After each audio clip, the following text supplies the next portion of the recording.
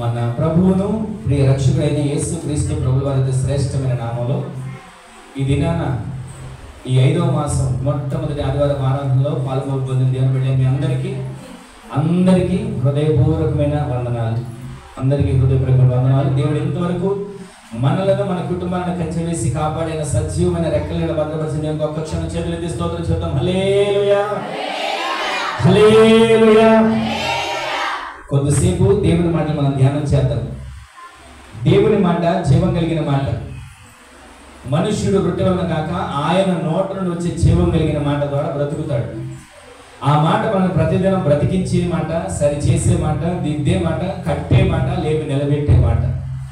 గడిచిన వారు ఒక మాట మనం చదివాం. ఒకసారి చూడండి, ఇర్మియా ప్రవచన గ్రంథం 29వ అధ్యాయం 11వ వచనం రాయబడిన మాట ఒకసారి చూడండి. నేను మిమ్మును గూర్చి ఉద్దేశించిన సంగతులను నేను ఎరుగుదును.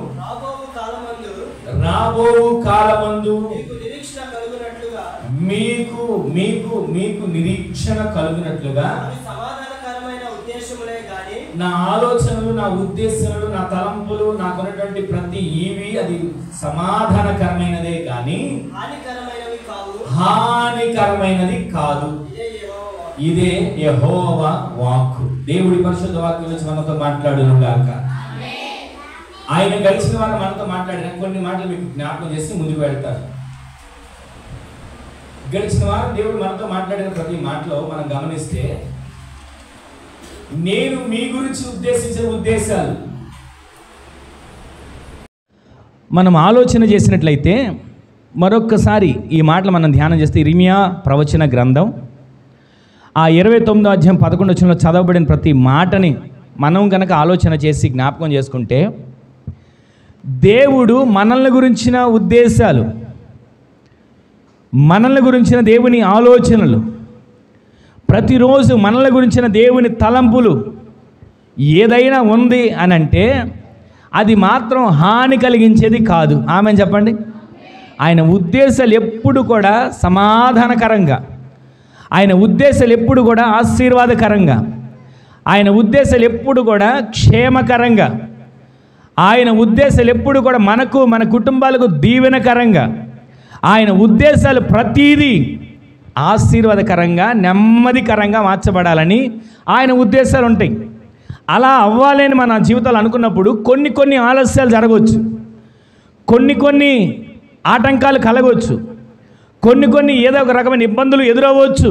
కానీ ఆయన ఉద్దేశం ఉందే, ఆయన ఆలోచించిన ఆలోచన ఉందే, ఆయన చూపి ఆయన ఆలోచనలో ఉన్నటువంటి ప్రణాళిక ఉందే, అది మన జీవితాల్లో నెరవేర్చబడే వరకు, అది మన జీవితాల్లో నెరవేర్చబడడానికి ఏ ఆటంకం వచ్చినా, ఏ అవరోధాలు వచ్చినా, ఏ నిందలు వచ్చినా, ఏ సమస్య వచ్చినా, ఏ శత్రువు వచ్చినా, ఏ రకమైనటువంటి దాడి చేసే పరిస్థితులు వచ్చినా, దేవుని ఉద్దేశం ఏదైతే ఉందో మనల్ని ఒక స్థితిలో నిలబెట్టాలని, దేవుని ఆలోచన ఏదైతే ఉందో మనల్ని ఉన్నతమైన స్థితిలో కూర్చోబెట్టాలని, దేవుని ఉద్దేశం ఏదైతే ఉందో అది మనకి సమాధానకరమైనది, అది జరిగే వరకు కూడా మనం వీటన్నిటిలో నిలబడగలిగి, ఎదుర్కోగలిగి, తట్టుకోగలిగి, పోరాడగలిగి, ఆయన ఉద్దేశాలు మనము పొందుకునేంత వరకు, ఆయన ఉద్దేశాలు మన ఎడల నెరవేర్చబడేంత వరకు ఓపికగా ఎదురు చూసేవారిగా దేవుడు మనల్ని నిలబెట్టునుగాక.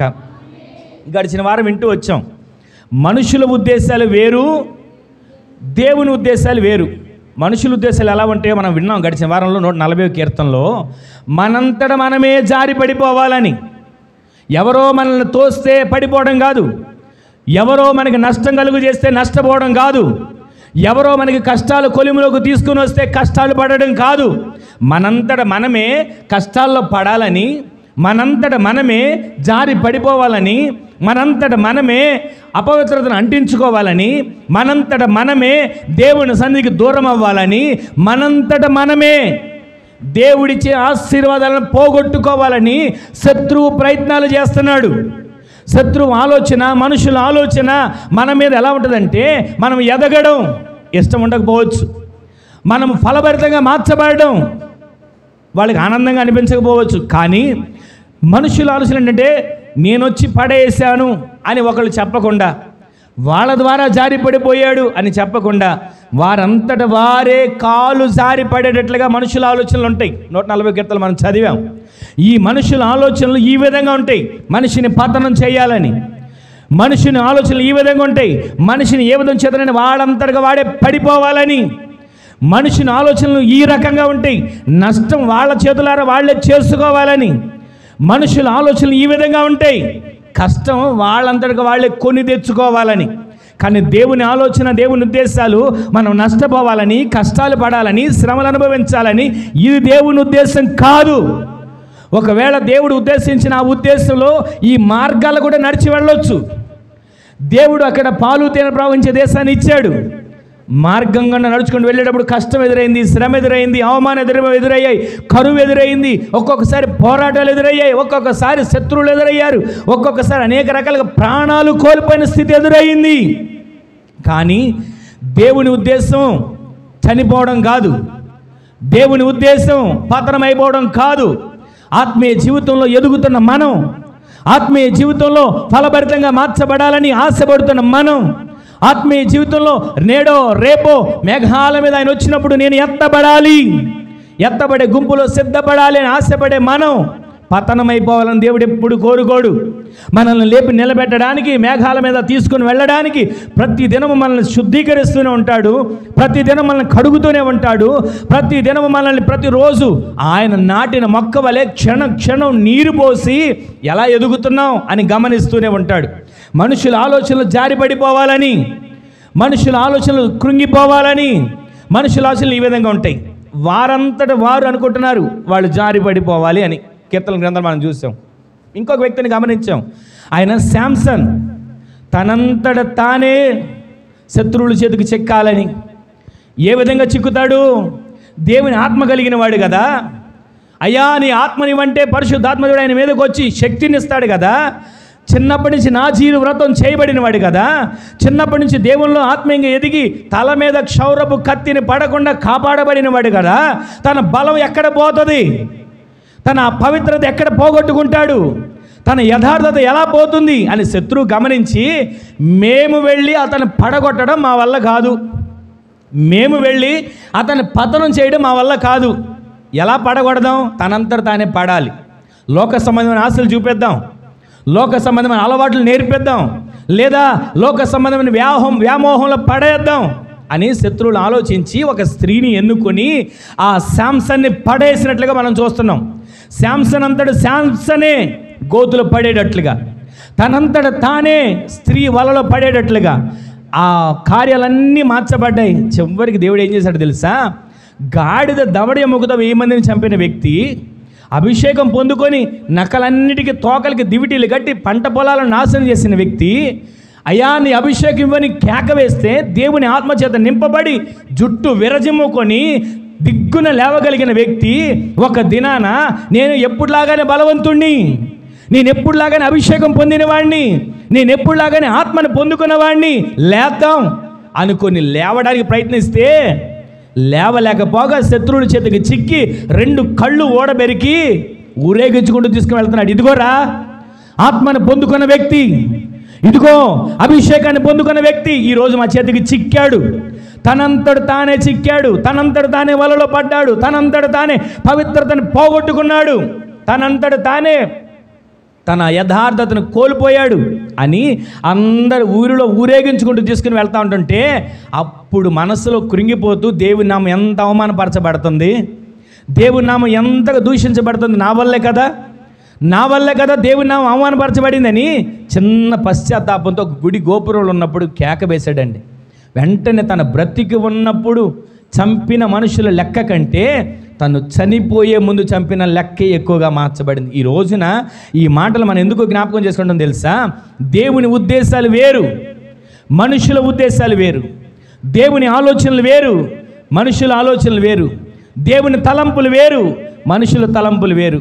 రహస్యముగా విడనాడదామని చెప్పి యోసేపు ఆలోచన చేశాడు. రహస్యముగా వదిలి వెళ్ళిపోదాం, ఏదో జరిగింది మనకు తెలియదు, మనకెందుకు వచ్చిన శ్రమ, మనకెందుకు వచ్చిన సమస్య, మనకెందుకు వచ్చిన రిస్క్ అనుకొని రహస్యముగా విడనాడి వెళ్ళిపోదాం అనుకున్నాడు యోసేపు. ఈ చరిత్ర అంతా మనకు తెలిసిందే. కానీ దేవుని ఉద్దేశాల్లో మనం ఉంటే ఆయన ఉద్దేశాలు ఎప్పుడు కూడా మనకు క్షేమకరమైన ఉద్దేశాలే కానీ హానికరమైన ఉద్దేశాలు చెప్పండి గట్టిగా అందరూ కావు. ఆయన ఉద్దేశాలు ఏదైనా మనకు క్షేమకరమే. మొదట నష్టం వచ్చిందా అయినా బాధపడక్కర్లా, క్షేమకరమే. మొదట శ్రమ వచ్చిందా అయినా భయపడక్కర్లా, అది దేవుని ఉద్దేశం అయితే అది మనకి క్షేమకరమే. ఒక్క మాట చెప్పనా, అపోస్తలుడైన పౌలు గారు ఓడలో ప్రయాణం చేసి వెళ్తున్న సందర్భంలో అక్కడ ఒక మాట అంటారు, ఓడకే కానీ ఓడలో ఉన్నవారి ఎవ్వరికీ ప్రాణహాని కలగదు. 27వ అధ్యాయం అపోస్తల కార్యాలు కనబడుతుంది 22వ వచనంలో. ఈ రోజున మనం గమనిస్తే మనకు వెళుతున్న మార్గాల్లో ఆరోగ్యం మీద ఏదైనా ప్రమాదం వచ్చిందా, మనం వెళుతున్న మార్గంలో కష్టపడిన కష్టం మీద ఏదైనా శ్రమ వచ్చిందా, కష్టపడిన కష్టార్జితం అంతా బురదలో పోసినట్లుగా మార్చబడిపోతుందా, ఎంత కష్టపడుతున్నా నెమ్మది లేకుండా ఉంటుందా?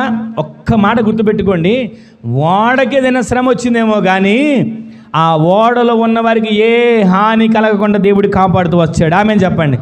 ఈ రోజున ఆత్మీయ జీవితంలో ప్రయాణం చేస్తున్న మనకు ఈ దేహం మీదకి శ్రమలు రావచ్చు, ఆర్థికంగా ఇబ్బందులు రావచ్చు, నష్టాలు ఎదురవ్వచ్చు. అప్పటి వరకు పొగిడిన వారే చెంప మీద కొట్టవచ్చు, అప్పటి వరకు మెచ్చుకున్న వారే తోలనాడి పక్కకు వెళ్ళి అనవసరమైన మాటలు మాట్లాడవచ్చు. కానీ ఒక్కటి గుర్తుపెట్టుకోండి, దేవుడి ఉద్దేశం మన ఎడల ఉంది. ఆమెను చెప్పండి. మనకు వ్యతిరేకంగా లేస్తున్నారా, అప్పుడే గుర్తుంచుకోవాలి దేవుని ఉద్దేశం మన మీద ఉంది. ఆమెను చెప్పండి. మన గురించి పక్కకు వెళ్ళి వ్యతిరేకంగా మాట్లాడుతున్నారా, గుర్తుపెట్టుకుని అప్పుడే దేవుని ఉద్దేశం మన మీద ఉంది. ఆమెను చెప్పండి. దేవుని ఉద్దేశం నెరవేర్చబడాలంటే శ్రమలు, కష్టాలు, నిందలు, అవమానాలు, హేళనలు, తృణీకారాలు ప్రతీది ఎదుర్కోగలిగిన శక్తిని దేవుడు మనకు అనుగ్రహించునుగాక. ఈ రోజున ఆయన ఉద్దేశాలు మన ఎడల క్షేమకరమైనవి, సమాధానకరమైనవి తప్ప హానికరమైనవి కావు. ఆమెను చెప్పండి. దేవుని ఉద్దేశాలు ఎప్పుడు ఎవరి ఎడల, మీ ఎడల కావచ్చు, నా ఎడల కావచ్చు, మనందరి ఎడల ఏ ఉద్దేశం దేవుడు నిర్ణయించాడో, ఏ ఉద్దేశం దేవుడు ఆలోచించాడో ఆ ఉద్దేశాలన్నీ కూడా క్షేమకరమైన ఉద్దేశాలుగా దేవుడు మార్చునుగాక. ఆ ఉద్దేశాలన్నీ సమాధానకరమైనవిగా దేవుడు మార్చునుగాక. ఒక మాట చూడండి, మరొక గడిచిన వారం చదివిన మాట సంఖ్యాకాండం 21వ అధ్యాయం 4వ వచనం. వారు ఎదోము దేశము నుండి బయలుదేరి, సంఖ్యాకాండం 21వ అధ్యాయం, వారు ఎదోము దేశమును చుట్టిపోవాలనని హోరు కొండ నుండి ఎర్ర సముద్ర మార్గముగా సాగినప్పుడు, మార్గాయాసము చేత వీరి ప్రాణము సొమ్మసిల్లిందండి. వినండి ఈ మాట. ఎదోము దేశము చుట్టూ తిరిగి వెళ్ళాల్సిన పరిస్థితి వచ్చింది. ఎదోము దేశం అక్కడ ఉంది, గడిచిన వారు మీకు చెప్పాను. ఇది ఇశ్రాయేలు ప్రజలు ఉన్న ప్రాంతం. మీరున్నది ఎదోము దేశం. దాని అవతల బయట స్థలం వారు అడుగు పెట్టాల్సిన పాలు తేనెలు ప్రవహించే దేశం. 3 రోజులు కాలినడక ప్రయాణం చేస్తే పాలు తేనెలు ప్రవహించే దేశంలోకి వెళ్ళిపోతారు. 3 రోజులు వారి ప్రయాణం చాలు, 3 రోజులు వారి యాత్ర చాలు. ఇప్పటివరకు 40 సంవత్సరాలు చేసిన యాత్ర, ఇప్పటివరకు వాళ్ళు చేసిన యాత్ర, ఆ 3 రోజులు యాత్ర చేస్తే దేవుడు చూపించిన వాగ్దాన దేశంలోకి వెళ్ళిపోతాం. దేవుడు చూపించిన పాలు తేనెలు ప్రవహించే దేశంలో అడుగు పెడతాం చాలు అని అనుకునేసరికి ఆ ఎదోము దేశంలో ఉన్నటువంటి రాజు ఒప్పుకోలా. మీరు వెళ్ళడానికి వీల్లేదు, మా దేశం మీద నుంచి వెళ్ళడానికి వీల్లేదు అని ఆటంకపరిచాడు. ఆటంకపరిస్తే ఇక వాళ్ళు చేసేది ఏమీ లేక, అయ్యా ఇదిగో 3 రోజులు వెళ్తే వెళ్ళిపోతాం కదా, మమ్మల్ని ఎందుకు ఆటంకపరుస్తున్నారు? ఇదిగో మేము నీళ్లు కావాలన్నా మీ దగ్గర కొనుక్కొని తాగుతాం, ఆహారం కావాలన్నా మీ దగ్గర కొనుక్కొని తింటాం, మా పశువులకైనా మాకైనా ఏది అవసరమైనా అది మీ దగ్గర మేము కొనుక్కొనే నేను తింటామయ్యా అని వాళ్ళు చెప్తే, ఏదైనా సరే మీరు మాత్రం మా ఊళ్ళోంచి వెళ్ళడానికి వీల్లేదు అన్నాడు. దేవుడితో చెప్పారు, అయ్యా ఎదోము రాజు వెళ్ళొద్దు అంటున్నాడు, ఏం చేయమంటావు?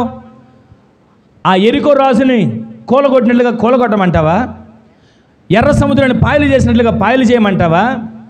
అరణ్యంలో ఏ విధంగా నీ మీద తిరగబడ్డామో అంతకంటే దారుణంగా ఎదోము రాజు మీద తిరగబడమంటావా అని వీళ్ళు అంటూ ఉంటుంటే ఆయన అన్నాడు ఒక మాట, తొందరపడకండి, ఎదోము ఎవరిదో తెలుసా? ఏశావుకి ఇచ్చిన స్వాస్థ్యం. ఈ ఎదోము ప్రాంతం, ఎదోము దేశం ఏశావుది. యాకోబు మాత్రమే ఆశీర్వదించబడ్డం కాదు, ఎదోమును బట్టి ఏశావును కూడా ఆశీర్వదించా. ఏశావును కూడా ఆశీర్వదించి ఎదోము స్వాస్థ్యాన్ని ఇచ్చా. అతను వద్దు అంటే కనుక మీరు వెళ్ళడానికి వీల్లేదు. అతను వెళ్ళనిచ్చాడా, సంతోషంగా వెళ్ళండి. అతను వద్దు అంటే మాత్రం మీరు పొరపాటున అడుగుపెట్టడానికి వీల్లేదంటే ఇక అక్కడి నుంచి చేసేది ఏమీ లేక, ఇక ఏది ఆలోచన చెప్పలేక, దేవుని మాటకి ఎదురు చెప్పలేక, ఆ ప్రాంతానికి 3 రోజులు ప్రయాణం చేస్తే దాటే పాలుతెలు ప్రవహించే దేశం కనబడుతుంది. అక్కడికి వెళ్ళలేక నిరాశతో దేవుడు చెప్పిన మాటకి మరలా ఎర్ర సముద్రం మార్గం నుంచి తిరిగి ప్రయాణం అయ్యారండి. ఆ ఎదోము దేశం నుంచి రివర్స్ వెనక్కి వెళ్ళారు. ఆ ఎదోము దేశం నుంచి వెనక్కి ప్రయాణం చేసి ఎర్ర సముద్ర మార్గం గుండా ఎక్కడికి వచ్చారంట? హోరు కొండ నుండి ఎర్ర సముద్ర మార్గముగా సాగి వెళ్ళినప్పుడు ఇక వాళ్ళకి మార్గంలో ఆయాసం ఎదురైంది. అప్పటి వరకు పాటలు పాడారు, ఇది ఆనంద యాత్ర, ఇది ఆత్మీయ యాత్ర, ఇది అరణ్య యాత్ర. పాటలు పాడుకుంటూ వెళ్ళారు. 40 సంవత్సరాలు అయింది, మేము వెళ్ళిపోతాం. 40 సంవత్సరాలు అయింది, పాలుతెలను ప్రవహించే దేశం అడుగు పెడతాం. సంతోషంగా సంబరంగా పాటలు పాడుకుంటూ సంబరాలతో వెళ్తున్నారండి. ఇక అక్కడికి వచ్చినాక అనుకున్నారు 3 రోజులే. అందరూ అనుకున్నారు 3 రోజులే మన బాధలు తీరిపోతాయి, 3 రోజులే మన కష్టాలు తీరిపోతాయి, 3 రోజులే మన సమస్యలు గట్టెక్కుతాం, 3 రోజులే మన అప్పులు తీరిపోతాయి అని అనుకుని వాడు బాధలో నుంచి బయట పడతాం అనుకునే లోపే ఎదోము రాజు వెళ్ళనివ్వలా, ఆటంకపరిచాడు. ఇక అప్పుడు వాళ్ళకి వచ్చిందండి చిరాకు సమస్య. ఇక ఎంతగా విసిగిపోయారంటే అప్పటి వరకు నడిచినప్పుడు సంతోషంగా నడిచారు. కాలు ఇక్కడ అడుగేస్తే 3 అడుగులు వెళ్ళేవాళ్ళు. కానీ ఇప్పుడు అడుగు తీసి అడుగు వేయలేక మార్గ ఆయాసము చేత వారి ప్రాణము సొమ్మసిల్లిపోయింది. ఎందుకని సొమ్మసిల్లి? అసలు దేవుని ఆలోచన ఏంటి? అప్పుడు వాళ్ళు అనుకుంటున్నారు దేవుడికి న్యాయం లేదండి, దేవుడు న్యాయం చేసేవాడు కాదు, దేవుడు పక్షపాతి.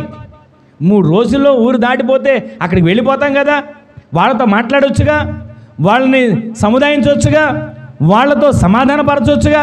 ఆ ఎదోము రాజుతో మాట్లాడి నా ప్రజలు వెళ్తున్నారు, బాలాకు దగ్గరికి వెళ్ళి ఆ బిలాము ఏ విధంగా మాట్లాడడానికి దేవుడు అవకాశం ఇచ్చాడో, శపించమంటేనే దీవెన కలుగు చేశాడు కదా, ఈ ఎదోము రాజుతో మాట్లాడి మమ్మల్ని మార్గం తెరమనొచ్చుగా, ఈ ఎదోము రాజుతో మాట్లాడి మాకు ప్రయాణం సాఫీగా వెళ్ళేటట్లు చేయొచ్చు కదా అని అనుకుని వాళ్ళు అనుకుంటూ ఉంటే వెంటనే దేవుని ఆలోచన ఏంటంటే 1వ వచనం చదవండి, 21వ అధ్యాయం 1వ వచనం.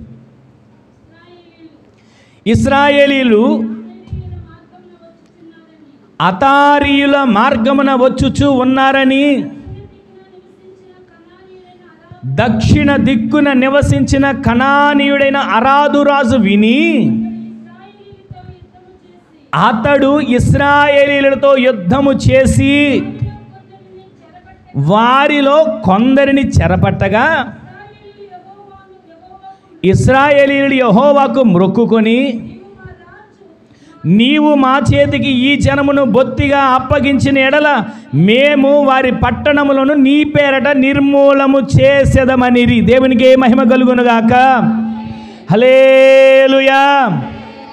దేవుడు వారిని ఆ మార్గాల్లో నడిపించడానికి కారణం, దేవుడు ఆ మార్గాల్లో వారిని నడిపించడానికి గల కారణం ఏంటంటే, ఒక దినాన ఇశ్రాయేలు ప్రజలందరూ కూడా దేవుని మీద తిరగబడి, దేవుని మీద వ్యతిరేకంగా లేచి, దేవుని మీద సణిగి, దేవుని మీద పోరాడి, దేవుని మీద కొట్లాడి, దేవుని మీద జగడమాడి, ఏ మోషేనైనా మమ్మల్ని నడిపించేది, దేవుని మేఘమైనా మమ్మల్ని నడిపించేది, మా అంతటా మేము వెళ్ళలేమా, పాలు తేనెలు ప్రవహించే దేశం హోర్మా కొండ అవతలే కదా ఉంది, ఈ హోర్మా కొండ దాటి వెళ్ళలేమా, కొండ దిగి పాలు తేనెలు ప్రవహించే దేశాన్ని మేము చేరుకోలేమా, ఆ కొండలోంచి మేము వెళ్ళి పాలు తేనెలు ప్రవహించే దేశాన్ని స్వతంత్రించుకోలేమా అని కొందరు మూర్ఖించి, మందస్సం ఎక్కడుంటే మాకెందుకు, సేవకుడు ఎక్కడుంటే మాకెందుకు, దేవుడు ఏది చెప్తే మాకెందుకు, ఇప్పటివరకు దేవుని మాట విన్నాం, ఇప్పటివరకు మోషే మాట విన్నాం, ఇప్పటివరకు మీరు చెప్పినట్లల్లా నడిచాం, ఇక మా వల్ల కాదు, మా అంతటా మేము వెళ్తాం,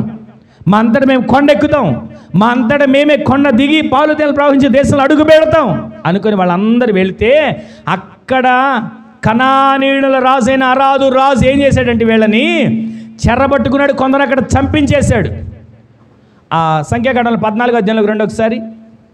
14వ అధ్యాయం 43వ వచనం. మోషే ఆ, ఆ, ఆ. మీకంటే ముందుగా అక్కడికి చేరి ఉన్నారు, కొలుదురు, మానితిరి గనుక ఉండడని చెప్పాను. అయితే మూర్ఖించి విన్నారా, కొనకి ఎక్కిపోయారు. తర్వాత ఏం జరిగిందండి? అయినను యెహోవా నిబంధన మందసమైనను మోషే అయినను పాళెములో నుండి బయటికి వెళ్ళలేదు. ఆ కొండ మీద నివాసమున్న అమాలీకులను కనానీలను దిగివచ్చి వారిని కొట్టి హోర్మా వరకు వారిని తరిమి తరిమి తరిమి తరిమి హతం చేసి వదిలిపెట్టేశారండి. ఇది ముందు జరిగిన కార్యం. దేవుని ఆలోచన ఏంటంటే వీళ్ళు మరలా హోర్మా దగ్గరికి రావాలి. పాలు తేనె ప్రవహించే దేశానికి 3 రోజులు తిరిగి వెళ్ళిపోతున్నారు, బాగానే ఉంది. ఎదోము రాజుతో మాట్లాడవచ్చు, పంపించవచ్చు, అన్నీ బాగానే ఉన్నాయి. కానీ ఒకప్పుడు హోర్మా కొండ దగ్గర వారికి జరిగిన నష్టం, ఒకప్పుడు హోర్మా కొండ దగ్గర వారికి ఎదురైన పరిస్థితి, ఒకప్పుడు హోర్మా కొండ దగ్గర తరమబడ్డారే, కొట్టబడ్డారే, చంపబడ్డారే, అక్కడ నిర్మూలన చేయబడ్డారే. ఆ పరిస్థితి మరలా పితరులు మాట్లాడుకోకూడదు. ఇదిగో ఒకప్పుడు అక్కడ తరిమారంటగా, ఒకప్పుడు అక్కడ మిమ్మల్ని కొట్టారంటగా మీ పితరులను, ఒకప్పుడు మీ పితరులు అక్కడ నిర్మూలన చేశారంటగా. అసలు ఈ వార్తలు వినబడకూడదు. వీళ్ళు మర్చిపోయారు. ఇశ్రాయేలు ప్రజలు ఒకప్పుడు చేసిన పని మర్చిపోయారు. వాళ్ళు దేవునికి సేవకునికి మాటకు వ్యతిరేకంగా లేచి మోషే దేవుని మందసం ఇశ్రాయేలు ప్రజలు పాళెంలో ఉంటే వాళ్ళు పాళాన్ని విడిచిపెట్టి కొండెక్కుతాం, పాళాన్ని విడిచిపెట్టి కొండ దాటి వెళ్తాం, పాళాన్ని విడిచిపెట్టి మాకు దేవుడు తోడై ఉండడా, ఎందుకు ఉండడో చూస్తాం అన్నట్లుగా కొండెక్కితే దేవుడు మీకు తోడై ఉండడయ్యా, దేవుడు మీకు తోడుగా రాడు, ఆయన మాట వినండి లోబడని చెప్పినా ఏం జరిగిద్దో చూస్తాం అనుకుని వాళ్ళు కొండెక్కితే అక్కడి నుంచి వచ్చారండి అమాలేకీలు, కనానీయులు అందరూ వచ్చి వాళ్ళను తరిమి తరిమి తరిమి హతం చేసి వదిలిపెట్టేశారు, నిర్మూలం అయిపోయారు. ఆ పరిస్థితిలో మరలా ప్రజలు ఎందుకు వెనక్కి తీసుకుని వెళ్తున్నాడు? అక్కడికి తీసుకెళ్ళిన దేవుడు, ఎదోము వరకు తీసుకువెళ్ళిన దేవుడు ప్రజల్ని మరలా ఎందుకు వెనక్కి తీసుకుని వెళ్తున్నాడు? చరిత్ర మార్చాలని, సమస్యని సమాప్తం చేయాలని, అక్కడ ఎదురైనటువంటి హోర్మా దగ్గర నిర్మూలం అనే కార్యాన్ని రూపు లేకుండా చేయాలని దేవుని ఆలోచన. ఆ ఆలోచన ప్రకారంగా దేవుడు మరలా వెనక్కి తీసుకుని వెళ్తున్నాడు. ఒక రోజున ఇశ్రాయేలు ప్రజలు తొందరపడిపోయి ఆవేశపడిపోయి ఎలాగైనా మేము కనాను చేరుకోవాలి అని కొండ శిఖరం ఎక్కారు, నిర్మూలమైపోయారు, తరమబడ్డారు, హతం చేయబడ్డారు. ఆ పరిస్థితిని మార్చడానికి దాని అర్థం ఏంటంటే హోర్మా వరకు తీసుకురావడానికి గల కారణం ఏంటంటే పూర్వీకులు అదే చోట శత్రువుల చేతులు చనిపోయారు, పూర్వీకులు అదే చోట శత్రువుల చేతులు హతమైపోయారు. వారిని మరలా ఆ మచ్చ లేకుండా చేయడానికి దేవుడు తీసుకుని వస్తున్నాడు. దేవునికే మహిమ కలుగును గాక. అక్కడికి తీసుకురావడానికి గల కారణం, అక్కడికి తీసుకురావడానికి గల దేవుని ఉద్దేశం, ఎక్కడ మనం ఓడిపోయామో అదే చోట మనకి దేవుడు జయం ఇవ్వడానికి. ఆమె చెప్పండి అందరూ కూడా. ఎక్కడ ఓడిపోతున్నాం? అప్పుల దగ్గర ఓడిపోతున్నామా? సమస్యల దగ్గర ఓడిపోతున్నామా? కుటుంబంలో ఓడిపోతున్నామా? వ్యాపారంలో ఓడిపోతున్నామా? ఉద్యోగంలో ఓడిపోతున్నామా? చదువులో ఓడిపోతున్నామా? ఏ పని చేసినా ఓడిపోవడం ఎదురవుతుందా? ఒక్కటి గుర్తుపెట్టుకోండి, మన దేవుని ఉద్దేశం మనం ఓడిపోవడం కాదు. ఎక్కడ ఓడిపోయామో, ఎక్కడ నిరాశ చెందామో, ఎక్కడ సతికిలు పడిపోయామో, ఎక్కడ నేను ఇక లేవలేని అనుకున్నామో అక్కడే మనకి విజయాన్నిచ్చి లేపగలిగిన దేవుని కార్యాలు మనము చూచేటట్లు దేవుడు చేయనుగాక. ఈరోజు నీ మాటలు వింటున్న మన జీవితంలో ఏ చోట మనం అవమానించబడ్డామో, ఏ చోట మనం నిందించబడ్డామో, ఏ చోట మనం తృణీకరించబడ్డామో అక్కడే మనల్ని అభిమానించేటట్లు దేవుడు చేస్తాడా? మేము చెప్పండి. అవమానించిన వాళ్ళే అభిమానించేటట్లుగా దేవుడు చేయనుగాక. ఈ రోజున దేవుని మాటలు వింటున్న మనం దేవుని ఉద్దేశం ఇది, దేవుని ఆలోచన ఇది, దేవుని సంకల్పం ఇది. మనం ఏం చేస్తామంటే దేవుని ఆలోచనలు, దేవుని ఉద్దేశాలు కొన్నిసార్లు కష్టంగా అనిపించి దేవునికి న్యాయం లేదు, దేవునికి మంచి లేదు, దేవునికి ఏది నాకు పట్ల అసలు మేలే లేదండి అని అనుకుంటాం. కానీ దేవుని ఉద్దేశాలు ఏది కూడా మనకి హానికరంగా ఉండేవి మాత్రం కాదు. ఆమెను చెప్పండి. దేవుని ఉద్దేశాలన్నీ కూడా మనకు సమాధానకరమైన ఉద్దేశాలు, సమాధానకరమైన ఉద్దేశాలు, సమాధానకరమైన ఉద్దేశాలు. ఆయన మనకి ఏది చేసిన మేలే చేస్తాడు. ఆమెను చెప్పండి. ఆయన మంచివాడు. అందరు చెప్పండి, ఆయన మంచివాడు. ఆయన మంచివాడు. ఆయన నాకు మేలే చేస్తాడు. ఆయన నాకు హాని చెయ్యడు. ఆయన నాకు క్షేమాన్నే ఇస్తాడు. ఆయన నాకు జయాన్ని ఇస్తాడు. నా దేవుడు మంచివాడు. నా దేవుడు మంచివాడు. నా దేవుడు మంచివాడు. హల్లెలూయా. ప్రతిరోజు కూడా ఈ మాటను మనసులో పెట్టుకోండి. ప్రతిరోజు కూడా ఈ మాట ప్రకారంగా నడిపించబడండి. ఎందుకంటే మన దేవుడు మనల్ని బాధలు పెట్టి, ఉగ్రతను తీసుకొచ్చి, శ్రమలు పెట్టి మనల్ని ఏదో రకంగా చంపాలని చూసేవాడు మాత్రం కాడు. ఆయన మూర్ఖుడు కాడు. ఆయన శాడిస్ట్ కాదు. ఆయన కోపిస్ట్ కాదు. ఆయన మన ఎడల దినదినము ప్రతిదినము వాత్సల్యతను చూపుతున్నవాడు. హల్లెలూయా. ఆయన వాత్సల్యత చూపించే ఉద్దేశాలు కొన్నిసార్లు మనకు కష్టంగా అనిపిస్తాయి. కానీ ఆ కష్టంలో కూడా మనం ఇష్టపడి ఆత్మీయాత్రలో నడిపించబడితే ఆయన ఉద్దేశం ప్రకారంగా పాలు తేనెలు ప్రవహించే నిత్యత్వం అనే ఆ దేశంలో దేవుడు మనల్ని సిద్ధపరిచి నడిపించునుగాక. ప్రతిరోజు కూడా ఆయన చేసిన ప్రతి మేలు మనం మర్చిపోక ఆయన చేసిన కార్యాలు తలంచుకుంటూ ఆయన మహిమపరచాలి. వీళ్ళు అనుకుంటున్నారు, అయ్యా 3 రోజుల్లో వెళ్ళిపోతాం కదా, 3 రోజుల్లో ఈ ఊరు దాటితే సరిపోద్ది కదా, వాళ్ళతో మాట్లాడవా, 3 రోజుల్లో మేము వెళ్ళిపోతాం కదా అంటే వీళ్ళ ఉద్దేశం ఏంటంటే 3 రోజులు వెళ్ళిపోతామని. కానీ దేవుని ఉద్దేశం ఒక చోట అపజయమై కలిగింది మీకు, ఒక చోట చంపబడ్డారు పితరులు, ఒక చోట తరిమి తరిమి తరిమి హతం చేయబడ్డారు. అక్కడికి మిమ్మల్ని తీసుకుని వెళ్ళి వారి ఎదుట మీరు ఎక్కడ అపజయం పొందారో అక్కడ మీకు జయాన్ని ఇచ్చి నేను నడిపిస్తా, ఇది నా ఉద్దేశం అని దేవుడు వాళ్ళని చూపించి వాళ్ళని ముందుకు నడిపిస్తున్నాడు. ఒకసారి ఈ సందర్భాన్ని మనం గమనిస్తే దేవుడు ఎందుకని కొన్నిసార్లు మన ప్రార్థన వినడు, దేవుడు ఎందుకని కొన్నిసార్లు మన ప్రార్థనకి ఆలస్యం చేస్తాడు, దేవుడు ఎందుకని కొన్నిసార్లు మనకే కాకుండా మన శత్రువుకి సహకారంగా ఉంటాడు, దేవుడు ఎందుకని కొన్నిసార్లు 3 రోజులు అయ్యే పని 30 రోజులు చేస్తాడు, దేవుడు ఎందుకని కొన్నిసార్లు ఒక చిన్న సంతకంతో అయిపోయే పనిని సంవత్సరాలు బట్టి తిప్పుతాడు. ఎందుకంటే ఆయన ఆలోచన, ఆయన ఉద్దేశం వేరు. మనం అనుకుంటాం చిన్న సంతకంగా పెడితే అయిపోద్ది, మనం అనుకుంటాం 3 రోజుల పనే కదా వెళితే అయిపోద్ది, మనం అనుకుంటాం ఇది నా ఎడల నాకు జరిగితే బాగుండు. అంటే మనం ఏంటంటే మనకు అనుకూలమైంది కోరుకుంటున్నాం, మనకు అనుకూలమైంది, మనకు నచ్చింది, మనకి ఇష్టమైంది, మనకి అన్ని సవ్యంగా కనపడేది కోరుకుంటున్నాం. కానీ దేవుని ఆలోచన మన కన్నుల ముందు ఉన్న మన ఆలోచన కాదు, ఆయన కన్నుల ముందు ఆయన ఆలోచన మన జీవితంలో నెరవేర్చబడాలని మన తండ్రి ప్రతిరోజు ఆయన ఉద్దేశాలు మన పట్ల నెరవేర్చబడాలని ఆయన కోరుకొని మనం నడిపిస్తూ ఉన్నాడు. దేవునికే మహిమ కలుగును గాక. ఆయన మార్గాల్లో మనం నడిపించబడడానికి ప్రతిరోజు కూడా మనల్ని అన్ని విషయాల్లో బలపరిచి ధైర్యపరిచి మనల్ని ప్రోత్సహించి నడిపిస్తాడు. ఇంతకీ దేవుని ఉద్దేశాలు ఏంటి?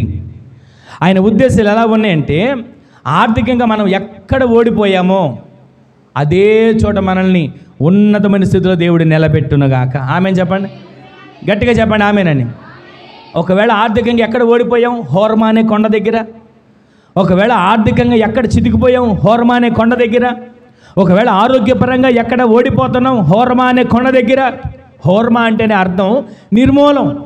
ఆర్థికంగా నిర్మూలం అయిపోయి, ఆరోగ్యపరంగా నిర్మూలం అయిపోయి, ఒక స్థితిని ఎదగలేక చూడలేక నిర్మూలమైపోయి ఎక్కడ వేసిన గొంగళ అక్కడే ఉన్నట్లుగా మనం ఉంటూ, నేను కూడా ఆరాధన చేస్తున్నా, భక్తి చేస్తున్నా, పాడుతున్నా, స్తుతిస్తున్నాను అనుకుంటూ ఉంటే ఆయన చూసి మన ఆరాధన, మన పాటని పాడావులే, చేసావులే, చెప్పావులే అని వెళ్ళేవాడు కాడు. నిర్మూలమైపోయిన అదే స్థలంలో ఆరోగ్యం నిర్మూలమైపోయిందా అక్కడే నిన్ను నిలబెట్టి ఉన్నతమైన ఆరోగ్యంతో దేవుడు నింపునుగాక. ఆర్థికంగా నిర్మూలం అయిపోయని చెప్పి హోర్మా దగ్గర ఉన్నామా? అదే హోర్మాలో ఉన్నతమైనటువంటి వనరులను దేవుడు సమకూర్చి ఆర్థికంగా స్థితిలో నిలబెట్టేటట్లు దేవుడి కార్యాలు జరిగించునుగాక. చదువులో ఎక్కడ ఓడిపోతున్నాం, ప్రయత్నాల్లో ఎక్కడ ఓడిపోతున్నాం, ఎక్కడ విఫలమైపోతున్నాం, దానిలో దేవుడు ఏ వ్యాపారాలు విఫలమైపోతున్నా వాటన్నిటిలో కూడా దేవుడు నిలబెట్టి హోర్మా అనే స్థలం, నిర్మూలమైన స్థలాన్ని కూడా పేరు మార్చి జయ పతాకంగా ఊరేగించేట్లు దేవుడి కార్యాలు జరిగించునుగాక. హల్లెలూయా. ఒక మాట మీకు జ్ఞాపకం చేస్తాను. ఇలాగే ఒక చోట ఒక ప్రాంతంలో నమ్మకంగా ఉద్యోగం చేస్తున్నాడంటే ఒక పోలీస్ ఆఫీసర్. ఉద్యోగం చేస్తూ ఉంటే వ్యతిరేకతలు వచ్చాయి. నమ్మకంగా ఉండే వాళ్ళకి వ్యతిరేకతలు వస్తాయి, నమ్మకంగా ఉండే వాళ్ళకి శ్రమలు వస్తాయి, నమ్మకంగా ఉండే వాళ్ళకి ఇబ్బందులు కష్టాలు వస్తాయి. అయితే ఎలా అయినా సరే ఈయన లేకుండా చేయాలని చెప్పి కుట్ర చేసి ఆయన చంపించేశారు. కేసు పెట్టారు పోలీసులు, కోర్టు ఇవన్నీ తిరిగి ఇది హత్య కాదు, సాధారణంగా చంపేశారు యాక్సిడెంట్లుగా అన్నట్టుగా కేసు కొట్టేశారు. కానీ వాళ్ళ ఇద్దరు కూతుళ్ళు ఏం చేశారంటే ఎలాగైనా సరే మా నాన్నగారిది హత్య అని చెప్పి మేము నిరూపించాలని, ఉన్నతమైన స్థితికి మేము ఎదగాలని, ఇప్పుడు ఒకవేళ మా పరిస్థితి బాగోలేదు, తండ్రి లేడు, ఇప్పుడు ఒకవేళ మా పరిస్థితి బాగోలేదు, ఇబ్బందిగానే ఉంది, ఇప్పుడు ఒకవేళ మా పరిస్థితి బాగోలేదు, మాకు సహకరించే వాళ్ళు కానీ మా పక్షం నిలబడే వాళ్ళు లేరు, కానీ మేము ఒక స్థితికి రావాలని చెప్పి వాళ్ళు ఉన్నతమైన చదువులు చదువుకొని కష్టపడి వాళ్ళు ఇవన్నీ కూడా కేసులు బయటికి తీసుకురాగలిగినటువంటి స్థితి కలిగిన చదువులు చదివి వారు ఆ స్థితిలోకి ఎదిగి మరలా ఈ కేసులన్నీ రీఓపెనింగ్ చేయించి వాళ్ళ నాన్నగారిని ఎవరైతే చంపారో, ఎవరైతే హత్య చేశారో వారిని శిక్ష పడేటట్లుగా చేశారు. ఈ మాట నేను మీకు ఎందుకు జ్ఞాపకం చేస్తున్నానంటే మన కుటుంబంలో, మన ఆత్మీయ జీవితంలో, మన ప్రయత్నాల్లో ఎన్నోసార్లు ఓడిపోతున్నాం, ఎన్నోసార్లు ఇక ఇంతటితో అయిపోతుంది నా బ్రతుకు అనుకుంటున్నాం, ఎన్నోసార్లు నేను ఎదగలేను అనుకుంటున్నాం, ఎన్నోసార్లు నా వల్ల కాదు అనుకుంటున్నాం. కానీ మన జీవితాల్లో ఏ విషయంలో కృంగిపోతున్నామో అదే విషయంలో నుంచి దేవుడు మనల్ని లేవనెత్తి మన పరిస్థితులన్నిటిని కూడా చక్కబరిచి, అననుకూలమైన పరిస్థితులన్నిటిని అనుకూలపరిచి మనలను నిలబెట్టినప్పుడు ఆయన దృష్టిలో మనము ఆయన చిత్తానుసారంగా, ఆయన ఉద్దేశం ప్రకారంగా నడిపించి ఆయన దృష్టిలో కనబడే వ్యక్తులుగా మనము మార్చబడుదుముగాక. అలా కాకుండా నా ఇష్టం, నా సొంతం, నా ఆలోచన ప్రకారం నేను వెళ్ళాను అనుకోండి, దేవుని ఉద్దేశం నెరవేర్చబడదు. దేవుని ఉద్దేశం నెరవేర్చబడాలంటే అప్పగించుకోవాలి. దేవుని ఉద్దేశం నెరవేర్చబడాలంటే ఆయన ఇష్టానుసారంగా మనం బ్రతికే వారిగా సాగాలి. ఈ రోజున ఆయన ఉద్దేశాలు ఎల్లప్పుడూ సమాధానకరమైనవి. ఒక్క మాట మీకు జ్ఞాపకం చేస్తాను. న్యాయాధిపతుల గ్రంథం 11వ అధ్యాయం 1వ వచనం. న్యాయాధిపతుల గ్రంథం 11వ అధ్యాయం. గిలాదు వాడైన యొప్తా పరాక్రమము గల బలాఢ్యుడు, అతడు వేశ్య కుమారుడు.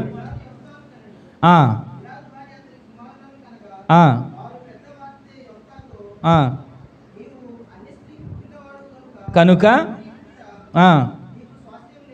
నీకు స్వాస్థ్యము లేదు, పారిపోయి నివసింపగా. ఈ మాటలు జాగ్రత్తగా వినండి. హల్లెలూయా. ఈ యొప్తా ఎవరు అంటే ఒక్క మాట మీకు జ్ఞాపకం చేసి ముందుకు వెళ్ళిపోతాను. అసలు ఈ యొప్తా ఎవరు అంటే ఒక వేశ్య కుమారుడిని రాయబడి ఉంది. తన సహోదరులు ఇతను చూసి అంటున్నారంట, నీకు మాలో స్వాస్థ్యం లేదు, నీవు మాలో ఉండడానికి వీలు లేదు, నీవు మాలో నివసించడానికి అర్హుడు కాదు అని వాళ్ళందరూ అంటూ ఉంటే ఇక చేసేది ఏమీ లేక తండ్రి చూస్తూనే ఉన్నాడు, అన్నలు ద్వేషిస్తున్నారు, వెళ్ళిపోమంటున్నారు, స్వాస్థ్యం లేదంటున్నారు, నీవు మా తల్లికి పుట్టినవాడు కాదు, మా తండ్రికి పుట్టినవాడు అని చెప్పి నిర్దాక్షిణ్యంగా మాట్లాడుతున్నారు. ఆ మాటలన్నీ తట్టుకోలేక వారి దగ్గర నుంచి వెళ్ళిపోయి దేవుని సందులో మొర్ర పెట్టడం మొదలుపెట్టాడు. మొర్ర పెడితే దేవుడు, ఆ మొర్ర విన్న దేవుడు ఏం చేశాడంటే ఈ యొప్తాని దేవుడు జ్ఞాపకం చేసుకున్నాడు. ఎక్కడైతే స్వాస్థ్యం లేదన్నారో, ఎక్కడైతే నువ్వు మా దగ్గర ఉండడానికి వీలు లేదన్నారో, ఎక్కడైతే అసలు నువ్వు ఇక్కడ ఉండకూడదన్నారో మరలా వాళ్ళే యొప్తాని పిలవడం మొదలుపెట్టారు. దేవునికి ఏ మహిమ కలుగునుగాక. వాళ్ళకు ఒక సమస్య వచ్చినప్పుడు, యుద్ధం వచ్చినప్పుడు, శత్రువులు వచ్చినప్పుడు యొప్తా అయితే వీళ్ళ మీద జయాన్ని చూపిస్తాడు అని యొప్తాని పిలిపించారు. ఇక్కడ మనం గమనిస్తే ఈ యొప్తా యుద్ధానికి వెళ్ళే ముందు దేవునితో ఒక ఒడంబడిక చేసుకున్నాడు. ఏమనంటే, అయ్యా యుద్ధానికి వెళ్తున్నా, ఈ యుద్ధానికి నేను వెళ్తున్నప్పుడు యుద్ధాన్ని నేను జయించి, నీవు నాకు యుద్ధంలో జయం ఇచ్చి నేను తిరిగి వచ్చేటప్పుడు నాకు ఎవరు ఎదురొస్తారో వాళ్ళనికి బలి ఇచ్చేస్తా.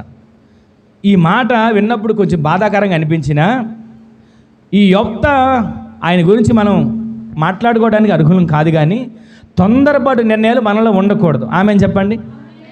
తొందరపాటు నిర్ణయాలు అసలు ఆయన ఏమని మొక్కుకోవాలి? అయ్యా జయమిచ్చావు, ఇదిగో నీ సంధిలో నేను ఇలా కనబడతా, లేదా ఇదిగో నీకు సంధిలో ఇది చేస్తాను అనాలి. కానీ నాకు ఎవరు ఎదురు వస్తే వాళ్ళని నేను బలి ఇచ్చేస్తా అంటే ఆయన ఉద్దేశం ఏంటంటే తన కూతురు ఎదురు వచ్చిద్దని అనుకోలే, ఏది ఎదురు వస్తే అది ఇచ్చేస్తాం అని ఏ ఆలోచనలు అన్నాడో ఆ మాట అన్నాడు. కానీ యొప్తాలో ఒక గొప్ప లక్షణం ఏంటంటే అన్న మాట మీద నిలబడ్డాడు. దేవునికే మహిమ కలుగును గాక. అన్న మాట మీద నిలబడి యుద్ధానికి నేను వెళ్ళి తిరిగి వచ్చేటప్పుడు జయమిస్తే ఎవరు ఎదురొస్తే వాళ్ళని బలి ఇచ్చేస్తానన్నాడు కదా. కన్న కూతురిని కూడా ఆఖరికి దేవుని సన్నిధిలో బలి ఇవ్వడానికి ఇష్టపడ్డాడు. ఈరోజు నా తొందరపాటు నిర్ణయాలు కుటుంబాల్లో ఉండకూడదు. తొందరపాటు ఆలోచనలు కుటుంబాల్లో రాకూడదు.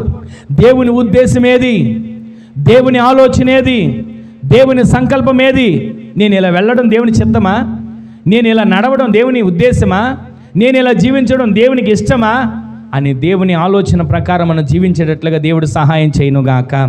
ఈ రోజున మనం లోకంలో జీవిస్తున్నాం. లోక ఆశలు, లోక పద్ధతులు మనల్ని వెంటాడుతూ వస్తుంటాయి. కానీ ఆ లోకంలో ఉన్న మనము లోక సంబంధమైనటువంటి ఆశలు మనకు అంటకుండా జీవించదుముగాక. ఇందాక చదివాం కదా 3వ వచనంలో, యొప్తాతో ఉన్నవారందరూ ఎవరంట? అల్లరి ప్రజలు. యొప్తాతో ఉన్నవారు అల్లరి ప్రజలు. ఎరా తాగుదామా, ఎరా సరదాగా వెళ్ళొద్దామా, ఏ ఊరు వెళ్దాం, ఏ సినిమాకి వెళ్దాం, ఎవరి గురించి మనం చెడ్డగా మాట్లాడుకుందాం, ఎవరి గురించి మనం ఎప్పుడు కూడా ఎవరిది దోచుకుందాం అనేటువంటి ఆలోచన కలిగిన వారు యొప్తాతో ఉన్న అల్లరి జనులు. కానీ యెఫ్తా అన్నాడు తెలుసా, దేవునికి విధేయత కలిగిన వాడిగా యెఫ్తా జీవిస్తున్నాడు. దేవునికి ఏ మహిమ కలుగునుగాక.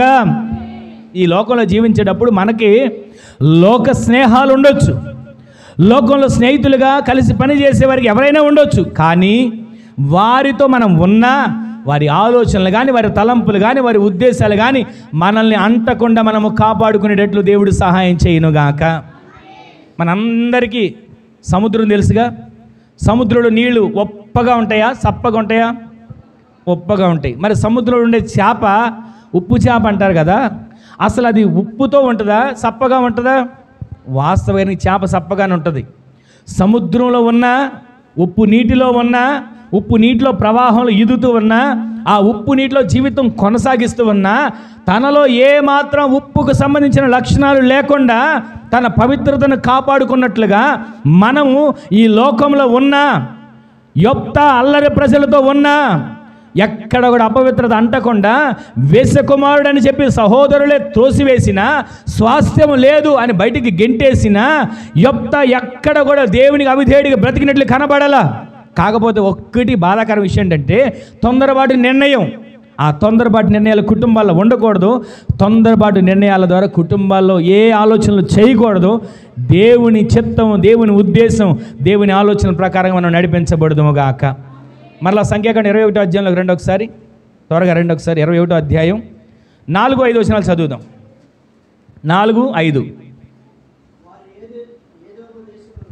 వారు ఎదోము దేశమును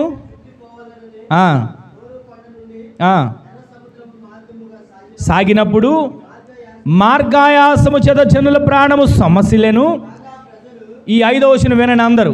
కాగా ప్రజలు దేవునికిని మోషేకును విరోధముగా మాట్లాడి, వినండి వినండి వినండి, మార్గాయాసం చేత సొమ్మసిల్లిపోయారా? సొమ్మసిల్లిన వారికి కాసేపు సేద తీరాలి. కానీ వాళ్ళు మాట్లాడదు తెలుసా, దేవునికిని మోషేకును విరోధముగా మాట్లాడి అంటున్నారు, ఈ అరణ్యంలో చంపడానికి తీసుకొచ్చావా? ఈ అరణ్యంలో మమ్మల్ని చావడానికి తీసుకొచ్చావా? ఎందుకని మాకు ఇంత కష్టం తీసుకొచ్చావు అని చెప్పి తిరగబడుతున్నారు. ఇంకొక మాట అన్నారు చూడండి, మమ్మల్ని ఎందుకు రప్పించావు? ఇక్కడ ఆహారం లేదు, నీళ్లు లేవు. వినండి వినండి వినండి, చవి సారములు లేని అన్నము మాకు అసహ్యమైనది. వినండి ఈ మాట జాగ్రత్తగా. అసలు దేవుని ఆలోచన ఏంటి, మనుషుల ఉద్దేశాలు ఏంటి? ఇక్కడ మనం గమనించుకుంటూ వెళ్తే వాళ్ళని మార్గాయాసంలో ఇబ్బంది పెట్టడానికి దేవుడు తీసుకుని వెళ్ళాలా. హోర్మా దగ్గర ఎక్కడైతే వాళ్ళు పితరులు చంపబడ్డారో అక్కడ మరలా వీళ్ళకి జయమిచ్చి తీసుకుని వెళ్ళాలని దేవుడు వెనక్కి తీసుకొచ్చాడు. అయితే మార్గాయాసము చేత ఇక్కడ ఆయాసపడి వీళ్ళు అంటున్న మాట ఏంటంటే, మమ్ములను ఇక్కడికి ఎందుకు తీసుకొచ్చావయ్యా? అరణ్యంలో చావడానికి తీసుకొచ్చావా? ఇక్కడ మాకు ఆహారం లేదు. ఎంతసేపు వీళ్ళ ధ్యాస ఏంటంటే తిండి, ఎంతసేపు వీళ్ళ ఆలోచనలు ఏంటంటే తిండి. మాకు ఎంతసేపు అది లేదు ఇది లేదు. ఎంతసేపు ఆహారం లేదు, నీళ్లు లేదు, ఎంతసేపు మాకు అది ఇది లేదు అనే పాట పాడుతున్నారు తప్ప అసలు దేవుడు మమ్మల్ని ఇంతగా కనికరించాడే, ఇంతగా జ్ఞాపకం చేసినాడు అన్న మాట ఒక్క క్షణం కూడా మనకు కనబడుతున్నట్లు కనబట్ల. ఇక్కడ మనం గమనిస్తే అసలు ఏ మనుషులు అని ఆలోచించాలి మనం. 40 సంవత్సరాలు ఏ ఆహారం తిన్నారు, 40 సంవత్సరాలు ఏ నీళ్లు తాగారు, 40 సంవత్సరాలు ఆహారం లేకుండా నీళ్లు లేకుండా ప్రయాణం చేశారా? ఆ 40 సంవత్సరాలు వారు చేసిన ప్రయాణంలో ఇంతవరకు దేవుడు తోడే ఉండలేదా? వారు చేసిన ప్రయాణంలో వాళ్ళు ఆలోచించిన ఆలోచనలు ఎలా ఉందంటే, నాకేం చేశావు, ఆహారం లేదు, నాకేమిచ్చావు, నీళ్లు లేదు, అరణ్యంలో చచ్చుటకు తీసుకొచ్చావా? ఖచ్చితంగా రాయబడింది అక్కడ ఆ మాట. అరణ్యంలో మేము చచ్చుటకు తీసుకొచ్చావా, మమ్మల్ని చంపడానికి తీసుకొచ్చావా, మా ప్రాణాలు పోగొట్టడానికి తీసుకొచ్చావా? ఈ మార్గాయాసం చేత మా ప్రాణాలు సొమ్మసిల్లిపోయాయి. చవి సారం లేని ఆహారం ఎవరికి కావాలి? చవి సారం లేనటువంటి ఆహారం ఎవరు తింటాడు? చవి సారం లేనటువంటి రుచి లేని పసి లేని ఈ ఆహారం ఎవరికి కావాలయ్యా అని చెప్పి దేవుని ఆహారాన్నే కాలదన్నే ప్రజలుగా వాళ్ళు ఉన్నారు. ఈరోజు నీ మాటలు గమనించండి. దేవుడు ఎవరా తినే ఆహారం వీళ్ళకి ఇచ్చాడు? పరలోకంలో దేవదూతలు తినే ఆహారాన్ని ఇదిగో నా ప్రజలకి 40 సంవత్సరాలు పెట్టండి అని దేవుడు ఆహారాన్ని పెట్టమంటే ఆ ఆహారాన్ని తింటున్న వాళ్ళు, అయ్యా భూమి మీద పండిందే వర్షాలలో ఒక్కొక్కసారి పండగ తిండి లేక చస్తున్నాం. భూమి మీద కష్టపడి చెమటోడ్చి దుక్కు దున్ని నారు పోసి ఆ మొక్కలు పెట్టి వాటికి ఎరువు వేసి వాటిలన్నీ పైరు చేసి ఇంత కష్టపడితే చివరికి వర్షం పడి గింజ కూడా మిగలక కడుపుకు తిండి లేక కరువులో చస్తున్నాం. కానీ పరలోకంలో దూతలు తినే ఆహారం మాకు ఇచ్చావయ్యా, నీకు వందనాలు. పరలోకంలో దూతలు తినే ఆహారం మాకు దయచేసావయ్యా, నీకు కృతజ్ఞతలు అని ఆయనకి కృతజ్ఞతలు చెప్పాల్సింది పోయి వాళ్ళు ఏమంటారు తెలుసా? అసలు మాకు ఆహారం ఏది, నీళ్ళై, ఈ రుచి పచి సవి సారం లేని తిండి మాకెందుకయ్యా అని దేవుని మీద తిరగబడుతున్న ప్రజలుగా వాళ్ళు ఉన్నారు. ఇక్కడ మీరు గమనించండి, వారు దేవుని మీద తిరగబడ్డారు, దానికి తోడు ముందు సేవకుని మీద తిరగబడ్డారు. తిరగబడి వాళ్ళకి ఏం జరిగిందంటే ఒక్కసారి మీకు జ్ఞాపకం చేస్తాను. అదే అధ్యాయం ఇప్పుడు చదివినట్లు 6వ వచనం చదవండి.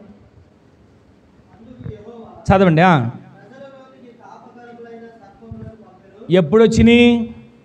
దేవుని మీద, మోషే మీద సణిగిన తర్వాత దేవుడికి చూస్తూ ఊరుకోవాలా. వెంటనే 6వ వచనంలో ఏం రాయబడిందంటే, ఎక్కడి నుంచి వచ్చినాయో కానీ ఆ ఇసుకలో నుంచి తాపకరమైన సర్పాలు లేచి వచ్చేసినాయి. ఇక్కడ మీరు గమనించండి, ఒక మాట మీకు జ్ఞాపకం చేస్తే, ఇద్దరు ప్రాణ స్నేహితులు ఒకే స్కూల్లో చదివారు, ఒకే క్లాసు, ఒకే బెంచి, ఒకే ప్లేటు, ఒకే మంచం అన్నట్లుగా ఉన్నారు. ఇద్దరు చిన్నప్పటి నుంచి అలా పెరిగారు. పెరిగి పెద్దవాళ్ళు అయ్యారు. ఒక కంపెనీలో ఇద్దరు జాయిన్ చేయి ఉద్యోగం చేస్తున్నారు. ఉద్యోగం చేస్తుండగా కొంతకాలం అయిన తర్వాత ఇద్దరికి ఒక ఆలోచన వచ్చింది. ఎరా, ఎంతకాలం ఒకళ్ళ దగ్గర మనం బానిసగా ఉంటాం, ఎంతకాలం ఒకళ్ళ దగ్గర మనం ఉద్యోగం చేస్తాం, ఎంతకాలం ఒకళ్ళ దగ్గర మోచేతి నీళ్లు తాగుతాం అని అనుకొని మనిద్దరం ఒక వ్యాపారం చేద్దాం, ఏదైనా వ్యాపారం చేద్దాం, ఉద్యోగం మానేద్దాం అని అనుకొని ఉద్యోగం మానేసి వ్యాపారం చేద్దాం అని చెప్పి ఆ రోజు రిజైన్ ఇచ్చి వెళ్ళిపోయారు. వెళ్ళిపోయిన తర్వాత ఇద్దరు వేరు చోట్లకు వెళ్ళి వ్యాపారాలు మొదలుపెట్టారు. ఒక వ్యక్తి బాగా సంపాదించి ఫ్యాక్టరీలు కట్టి అనేకులకు ఉద్యోగాలు ఇప్పిస్తున్నాడు. ఒక వ్యక్తి మాత్రం ఎక్కడున్నాడో అక్కడే ఉన్నాడు. ఎంతసేపు ఏది వ్యాపారం చేద్దామన్నా ముందుకు వెళ్ళట్లేదు, ఏ పని చేద్దామని అవ్వట్లేదు, అలాగే ఉన్నాడు. కొంతకాలం అయిపోయిన తర్వాత తన స్నేహితుడు పలానా చోటు ఉన్నాడని తెలుసుకొని, సరే నా స్నేహితుడి దగ్గరికి వెళ్ళి ఏదైనా ఉద్యోగం అని అడుగుతాను, ఆ ఉద్యోగంలో నేను చేస్తాను అనుకో వెళ్ళాడు. వెళ్తే ఎంతైనా ప్రాణ స్నేహితులు చిన్నప్పటి నుంచి కలిసి తిని, కలిసి పెరిగి, కలిసి పడుకొని, కలిసి ఉన్నవారు కాబట్టి, అరా నువ్వు కూడా నాతో ఉంటే నాకు కూడా కొంచెం వ్యాపారంలో సహాయంగా ఉంటావు కదా అని చెప్పి ఉద్యోగం ఇచ్చాడు. ఇచ్చిన తర్వాత అలాగే చేసుకుంటున్నారు.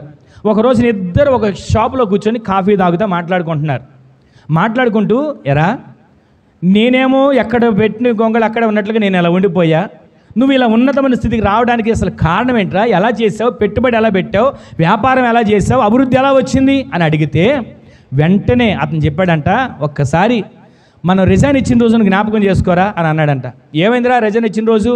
మన ఇద్దరం రిజైన్ ఇచ్చేసాం, వచ్చి అక్కడ కూర్చొని కాసేపు మాట్లాడుకొని వచ్చేసాం. దానికి ముందు జరిగింది ఏంటంటే, మనం వచ్చేసేటప్పుడు మనం వెళ్తున్న ఫ్యాను తిరుగుతుంది, మనం వెళ్ళిపోతున్న స్థలంలో ఉన్న ఫ్యాన్ తిరుగుతూ ఉంటే నేను అన్నాను, అరే ఫ్యాన్ ఆపేసి రారా అంటే నువ్వేమన్నావు, ఫ్యానా ఇప్పుడు దాకా వీళ్ళకి చేసిన కష్టమే ఊడిగమే ఎక్కువ, ఇప్పుడు ఫ్యాన్ ఒకటి ఆపి రావాలా? కరెంట్ బిల్లు ఆడే కట్టుకుంటారు లేరా?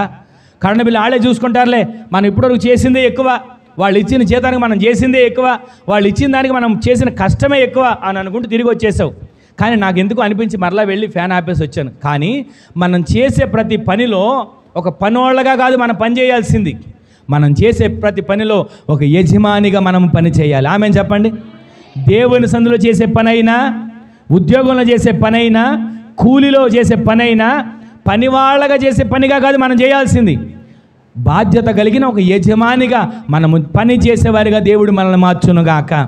అలా చేశాడు.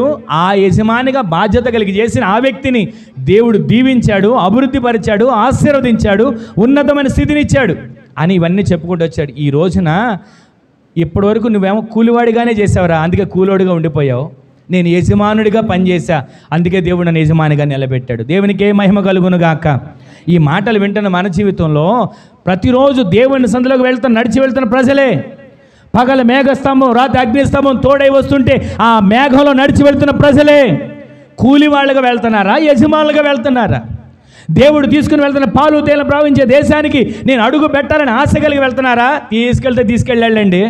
ఎందుకు తీసుకెళ్ళడు? ఆయన్ని ఆరాధించాంగా. ఎందుకు తీసుకెళ్ళడు? ఆయనకి ప్రార్థన చేశాంగా. ఎందుకు తీసుకెళ్ళడు? ఆయన కానుకిచ్చాంగా అనుకొని కనుక మనం ఉంటే మన ఆశీర్వాదం మన వెంట అభివృద్ధి చెందదు. మనం నిత్యము కూడా యజమానిగా మన జీవితాల్లో ఆలోచనలు మార్చబడునుగాక. ప్రతిరోజు కూడా కొందరు ఉంటారండి కుటుంబంలో, నాకే పట్టిందా ఈ పని, పిల్లల్ని సాకడం నాకే పట్టిందా, వంట చేయడం నాకే పట్టిందా, ఈ పని చేయడం నాకే పట్టిందా అనుకుంటారు. ఇంకొందరు ఉంటారు, ఇది నా పని, నా పిల్లల పని, నా బాధ్యత అని చేసేవాళ్ళు ఉంటారు. బాధ్యత కలిగి చేసిన కుటుంబాలను చూడండి, బాధ్యత లేని కుటుంబాలను జ్ఞాపకం చేసుకోండి, మీకు అర్థమవుతుంది. ప్రతి ఇంట్లో బాధ్యత కలిగి ఉన్న కుటుంబాలను వర్ధిల్లేటట్లుగా దేవుడు చేస్తున్నాడు. ఆమె చెప్పండి. బాధ్యత, యజమానిగా ఉండే బాధ్యత, దేవుని సన్నిధిలో యథార్థంగా ఉండే బాధ్యత, ఆయన కొరకు పని కొరకు చేసే ప్రతి బాధ్యతలో మనము నిత్యం నడిపించబడేవారిగా మార్చబడదుము గాక. వీళ్ళు ఏమంటున్నారు? 40 సంవత్సరాలు అన్నం లేకుండానే ఉన్నారా? 40 సంవత్సరాలు తిండి లేకుండానే ఉన్నారా? 40 సంవత్సరాలు ఆహారం లేకుండానే ఉన్నారా? ఎక్కడుందయ్యా మాకు ఆహారం? ఆహారం లేదు, నీళ్లు లేవు, చవీసారం లేని తిండి మాకు అసహ్యమైంది. వాళ్ళు అంటున్న మాటలకి దేవుడు ఆలోచించాడు. ఒక్కసారి మీరు కూడా ఆలోచించండి. 3 సంవత్సరాలు వెనక్కి తిరిగి వెళ్ళి, కరోనా ప్రతి ఒక్క ప్రజలకి ఒక పాఠం నేర్పింది. కరోనా ప్రతి ఒక్క ప్రజలకి దేవుడు ఉన్నాడు అనడానికి ఒక రుజువు కనబరిచింది. కరోనా దేవుడు కూడా నన్ను కాపాడాడు అనడానికి నిదర్శనం కనపడింది. కరువులో మనల్ని దేవుడు ఎలా పోషించాడు ఆలోచించారా? ఆ కరువులో దేవుడు మనకి ఎలా ఆహారం ఇచ్చాడు, ఆరోగ్యాన్ని ఎలా ఇచ్చాడు? కొందరి దగ్గర డబ్బులు లేకపోతే, కొందరు డబ్బులు ఉన్నవాళ్ళు ముందుగా వెళ్ళి కొట్లో ఉన్న సరుకులన్నీ నా ఇంట్లోకి తెచ్చుకోవాలి, మళ్ళీ అక్కడ ఉంటాయో ఉండమని చెప్పి తెచ్చుకున్న వాళ్ళు లేరు. ప్రతిరోజు కూడా దేవుడు మనల్ని, మన పిల్లల్ని పోషించాడా? కరోనా కాలంలో భర్త చనిపోయి భార్య మిగిలి, భార్య చనిపోయి భర్త మిగిలి, పిల్లలు చనిపోయి తల్లిదండ్రులు మిగిలి, తల్లిదండ్రులు చనిపోయి పిల్లలు మిగిలి, ఎన్ని కుటుంబాలు పతనమైపోయినాయి. ఈ రోజున మనము మన కుటుంబాలు సురక్షితంగా క్షేమంగా ఆయన రెక్కల నీడలో మేఘంలో నడిపించబడుతున్నామంటే దానికి కారణం ఆయన మన పక్ష నుండి మేఘస్తంభంగా, ఆయన మన పక్ష నుండి అగ్ని స్తంభంగా మనల్ని నడిపించిన ఆ తీరుని బట్టి ఆయనను స్తుతించకుండా దేవుని మీద సణిగి, సేవకుని మీద సణిగి సంశయాల ద్వారా లాభం వచ్చింది లేదు, సుఖం అనిపించింది లేదు. అక్కడ ఆలోచన కనబడుతుంది. తాపకరమైన సర్పాలు వచ్చాయి. కొందరు అక్కడ ఉన్న ప్రజలు ఏమన్నా తెలుసా? ఎందుకు రప్పించావయ్యా మమ్మల్ని, ఎందుకు తీసుకొచ్చావు మమ్మల్ని ఇక్కడ చంపడానికా? ఐగుప్తులో ఒక్కసారి మీరు ఆలోచించండి. ఆ ఫరో కఠినమైన మనస్సుని మార్చి ఆ ఐగుప్తు దేశంలో 10 అద్భుతాలు చేసి, ఎర్ర సముద్రాన్ని పాయలు చేసి, ఆకాశం నుంచి మన్నాను కురిపించి, బండలోంచి నీరు కురిపించి ఆ ప్రజలను తీసుకుని వచ్చింది. మేఘస్తంభంలో, అగ్నిస్తంభంలో వాళ్ళని తీసుకుని వస్తే వాళ్ళు ఇక్కడికి వచ్చి అంటున్నారు, మమ్మల్ని చంపడానికి తీసుకొచ్చావా, చచ్చుటకు మమ్మల్ని తీసుకొచ్చావా? ఆహారం లేదు, నీళ్లు లేవు, చవీసారం లేని తిండి మాకు అసహ్యం అయిపోయింది. వాళ్ళు ఎంత కఠినంగా మాట్లాడుతున్నారంటే ఆ కఠినమైన మాటకి దేవుని హృదయం బద్దలైపోయింది. ఒక్క మాటలో చెప్పాలంటే వాళ్ళు అన్న మాటలు, వాళ్ళ సణుగులు దేవుడు అసహించుకున్నాడు. వాళ్ళ సణుగులు వినలేక దేవుడు వెంటనే కోపాన్ని పంపించాడు. వాళ్ళ సణుగులు వినలేక దేవుడు వెంటనే ఉగ్రతని పంపించాడు. ఈ రోజున దేవుని మాటలు వింటున్న మన జీవితంలో ఎవరి మీద సణుగుతున్నాం? దేవుని మాటలు వింటున్న మన జీవితంలో దేని మీద మనం సణుగుతున్నాం? దేవుని మీద, సేవకుల మీద, తోటివారి మీద, కలిసి ఉన్న ప్రతి వానితో ఎవరి మీద మనం సణుగుతున్నాం? మన సణుగులు మనతోనే ఉంటాయి అని అనుకోకండి. మన సణుగులు అరణ్యంలో వచ్చిన పాముల వలె కరవడానికి మీదకి రాబోతుంటాయని గుర్తుపెట్టుకోవాలి. ప్రతిరోజు కూడా ఈ మాటలు వింటున్న మనం దేవుడు చేసిన ప్రతి మేలును జ్ఞాపకం చేసుకొని ఆ మేలు ప్రకారం నడిపించబడేట్లు దేవుడు సహాయం చేయనుగాక. ఆయన స్వరక్తం ఇచ్చి మనల్ని సంపాదించాడు. దేవునికి మనల్ని ప్రతిరోజు చేరువ చేయాలని ఆశపడుతున్నాడు. ఆయన సంధిలో సణుగులు, సంశయాలు, ఇశ్రాయేలు ప్రజలకైన కష్టాలు మోషేకి రాలేదంటారా? చివరికి ఒక మాటలు చెప్పి నేను ముగించేస్తాను. మోషే కూడా కష్టాలు వచ్చాయి, మోషేకి కూడా ఇబ్బందులు వచ్చాయి. ఆయన కూడా అదే ఆహారం తిన్నాడు. ఆయనకేం ప్రత్యేకంగా వేరే ఆహారం తీసుకొచ్చి ఆయనకి ఇవ్వలా. ఆయన అదే ఆహారం తిన్నాడు, ఆయన అదే నీళ్లు తాగాడు, ఆయన వాళ్ళతోటి ప్రయాణం చేస్తున్నాడు. ఆయన ప్రాణం సమస్యలింది, ఆయన ప్రాణం విసిగిపోయింది, కానీ ఆయన ఎక్కడ తిరగబడలా. వీళ్ళు అంటారు నీళ్ళు లేవు, ఆహారం లేదు, చవి సారం లేదు, రుచి బసి లేదు, ఎన్ని మాటలు అన్నారని దేవుడిని. వెంటనే అప్పుడు దేవుడు ఏం చేశాడు చూడండి. 6వ వచనం మనం చదివిన మాట ఒకసారి చదవండి. అందుకు యెహోవా ప్రజలలోనికి తాపకరమైన సర్పములను పంపేను. ఇక్కడ వినండి ఈ మాట, తాపకరమైన సర్పం అంట. 7వ వచనం కూడా చదవండి ఒకసారి.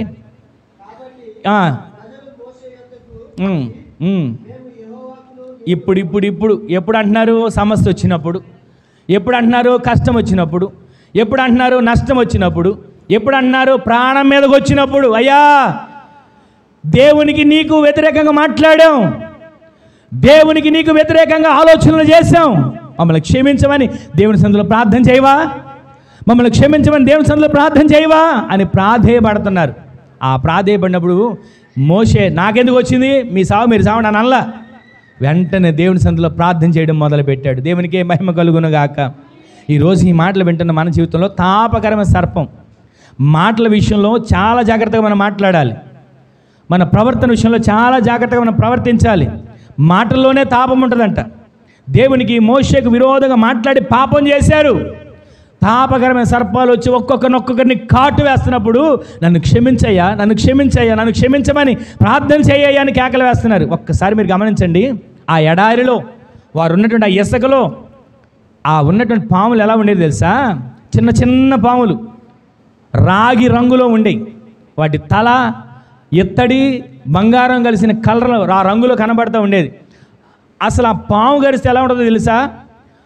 వినండి, ఆ పాము వాళ్ళని కరిసింది అని తెలిసేలోపే ప్రాణం పోయేది. అసలు వాళ్ళని కరిసినట్టుగా కూడా తెలిసేది కాదు. పాము అలా కరిసింది, అమ్మో నన్ను కరిసింది అని చూసేలోపే ప్రాణం పోయి కింద పడిపోయేవాళ్ళు. కరోనాలో కూడా అంతేగా, కరోనా వచ్చిందని తెలిసేలోపే కింద పడి చనిపోయేవాళ్ళు. ఎవరికో ఎక్కడో కరోనా వచ్చిందని ఇక్కడ గుండాకి చచ్చిపోయేవాళ్ళు. ఇంతటి భయంకరమైన పరిస్థితులు ఎందుకు వస్తున్నాయి దేశం మీదకి, ప్రజల్లో కంటే విరోధంగా మాటలు, విరోధముగా ఆలోచనలు, విరోధంగా ప్రయత్నాలు, వీటి వలన తాపకరమైన సర్పాలు, తాపకరమైన తెగుళ్ళు ఇవన్నీ వస్తే ఇక అవన్నీ కూడా దేవుని సన్నిధిలో మోషే మరలా అయ్యా వీరిని క్షమించవా అని ప్రార్థన చేస్తాను. 8వ వచనం చదవండి. ఇప్పుడు చదవండి ఒకసారి త్వరగా. 21:8. మోషే ప్రజల కొరకు ప్రార్థన చేయగా యెహోవా అంటున్నాడు, నీవు తాపకరమైన సర్పము వంటి ప్రతిమను చేయించి స్తంభము మీద పెట్టి. 9వ వచనం కూడా చదువుదామండి. పైన కొంచెం. అప్పుడు కరవబడిన ప్రతివాడును దాని వైపు చూసి బ్రతుకుతాడు. ఆమె చెప్పండి. ఇప్పుడు 9వ వచనం చదువుదాం. చేయించి స్తంభము మీద పెట్టాడు. అప్పుడు సర్పపు కాళ్ళు తిన్న ప్రతి ఒక్కడు నిదానించి చూచి వాళ్ళు బ్రతికారు. అందరూ ఒకసారి ఆమెన్ చెప్పండి. ఆమెన్, హల్లెలూయా. ఇప్పుడు ప్రతిరోజు కూడా విరోధమైన మాటలు మనలో ఉన్న, విరోధమైన ఆలోచనలు మనలో ఉన్న, దానివల్ల కుటుంబాల్లో తాపకరమైన సర్పాలు, తాపకరమైన శ్రమలు, తాపకరమైన తెగుళ్ళు, తాపకరమైన ఉగ్రతలు, తాపకరమైనటువంటి విరోధమైన కార్యాలు చెలరేగి కుటుంబాన్ని చిన్నాభిన్నం చేసే పరిస్థితులుగా ఉంటున్నాయి. అందుకని నిదానించి ఎవరైతే దాని వైపు చూస్తారో, మోషే చేయించిన ఎత్తడి సర్పం వైపు, వారు బ్రతికినట్లుగా లేఖనాల్లో రాయబడింది. ఈ రోజున ఈ మాటలు వింటున్న మన జీవితంలో ఎన్నిసార్లు విరోధంగా, దేవునికి విరోధంగా, కొన్ని సేవకుడి విరోధంగా మాట్లాడితే మాట్లాడవచ్చు, పర్లేదు. దేవునికి విరోధంగా. ఏం అన్నం పెట్టావయ్యా నాకు, ఏం తిండి పెట్టావు, ఏం ఆహారం పెట్టావు, సవిసారం లేదు అని దేవునికి వ్యతిరేకంగా మాట్లాడాడు. తట్టుకోలేకపోయాడు దేవుడు. వెంటనే తాపకరమైన సర్పాలు వాళ్ళ మీదకి వచ్చి వాళ్ళను అక్కడ అవి కరిసి కరవకముందు వాళ్ళు చనిపోతున్నారు.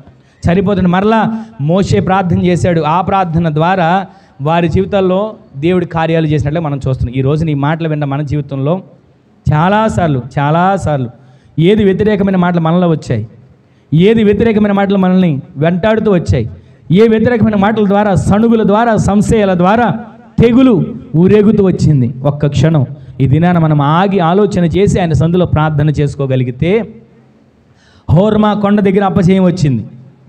మరలా అదే హోర్మా కొండ దగ్గర జయమిచ్చి వాళ్ళని తీసుకుని వెళ్ళడానికి మార్గాయాసం చేత తీసుకుని వెళ్తుంటే వాళ్ళకి ఇష్టం వచ్చినట్లుగా మాట్లాడి మాటల ద్వారా, విరోధమైన ఆలోచనల ద్వారా తెగులు వచ్చి వాళ్ళు కొందరు అక్కడ చనిపోయారు, కొందరేమో మరలా వాటిని చూసి బ్రతికినట్లుగా మనం చూస్తున్నాం. ఈరోజు నీ మాటలు వింటున్న మన జీవితంలో దేవుని ఉద్దేశాలు మన ఎడల సమాధానకరమైనవి. ఆమెన్ చెప్పండి.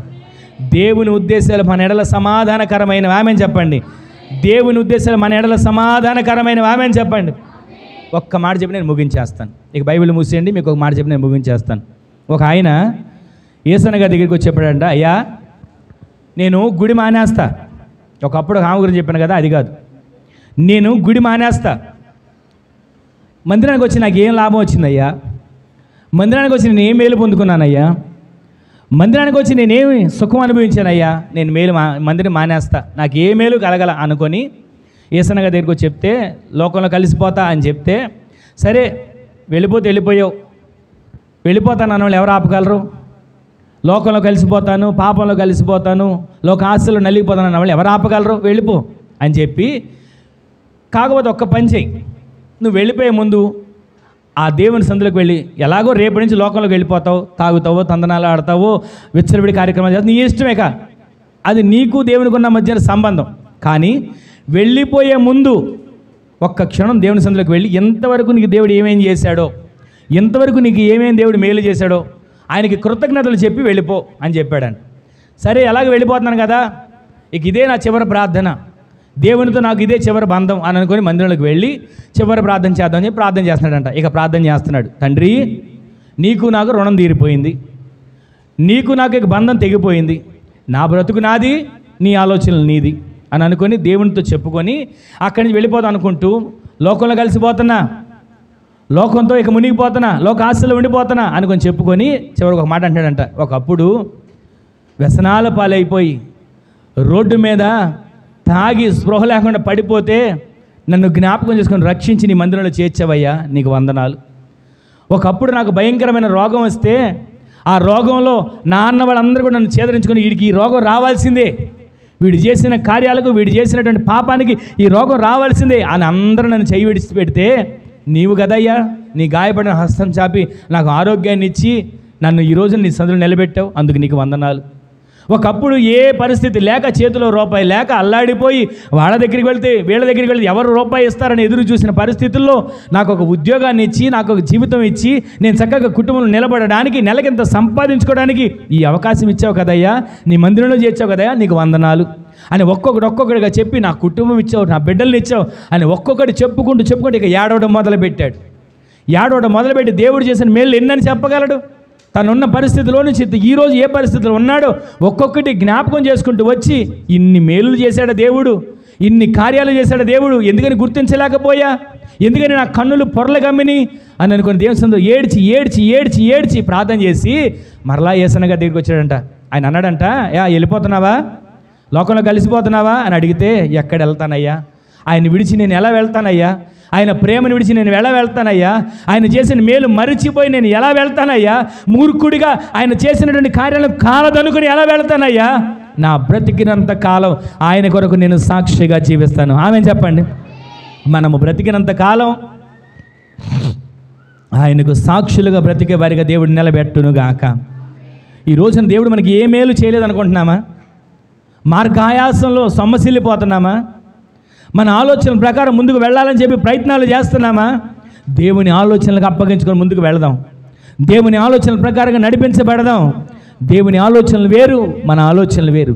దేవుని ఉద్దేశాలు వేరు, మన ఉద్దేశాలు వేరు. దేవుని తలంపులు వేరు, మన తలంపులు వేరు. ఏ మేలు చేయలేదని మనం అనుకుంటే గుండె మీద చేపెట్టుకుని ఆలోచించండి, మనస్సాక్ష్యం చేపెట్టుకుని ఆలోచించండి. ఏ మేలు దేవుడు మనకు చేయలేదా? ఏ కార్యం దేవుడు మనకు చేయలేదా? ఎన్నిసార్లు దేవుని దూషించి, సేవకులను దూషించి తాపకరమైన సర్పాలు ఇంట్లోకి తెచ్చుకుంటున్నాం. దేవుని సందులో దేవుడు మాట్లాడుతున్నాడు. ఆయన ఉద్దేశాల ప్రకారం మనం నడిపించబడితే ఆయన ఉద్దేశాలు మనకి సమాధానకరమైన ఉద్దేశాలు. ఆ సమాధానకరమైన ఉద్దేశాలు మనందరి జీవితాల్లో దేవుడు నెరవేర్చునుగాక. అందరు తల్ల వంచండి, ప్రార్థన చేసుకుందాం. అందరు తల్ల వంచండి, ప్రార్థన చేసుకుందాం. అందరూ కూడా తల్ల వంచండి. ఒక చిన్న ప్రార్థన దేవుని సందులో ఎవరికి వారే ఆయన సందులో ప్రార్థన చేసుకుందాం. ఆయన సందులో ప్రార్థన చేసుకుందాం. ఎవరికి వారమే తల్ల వంచండి. ఒక్క క్షణం దేవుని సందులో ఎవరికి వారే ప్రార్థన చేసుకోండి. నా ఎడల మీకున్న తలంపులు, నా ఎడల మీకున్న ఉద్దేశాలు, నా ఎడల మీకున్న సంకల్పాలు అవి సమాధానకరమైనవే కానీ హానికరమైనవి కాదు. దేవుడు మాట్లాడుతున్నాడు. ఆయన ఉద్దేశాలకు అప్పగించుకుంటున్నామా? ఆయన ఆలోచనలకు అప్పగించుకుంటున్నామా? ఆయన తలంపులకు అప్పగించుకుంటున్నామా? ఎన్నోసార్లు మనుషుల ఆలోచనల వైపు తిరుగుతున్నాం, మనుషుల ఆలోచనల వైపు మగ్గు చూపుతున్నాం, మనుషుల ఆలోచనల వైపు తిరుగుతున్నాం. దేవుడు మాట్లాడుతున్నాడు. నా ఆలోచనలు వేరు, నా ఉద్దేశాలు వేరు. అవి సమాధానకరమైన ఉద్దేశాలు, అవి సమాధానకరమైన ఉద్దేశాలు. ఇశ్రాయేలు ప్రజలకు జయమివ్వాలని వారిని నడిపిస్తూ వస్తే వారు తమ జీవితాన్ని అపజయంగా మార్చుకున్నారు.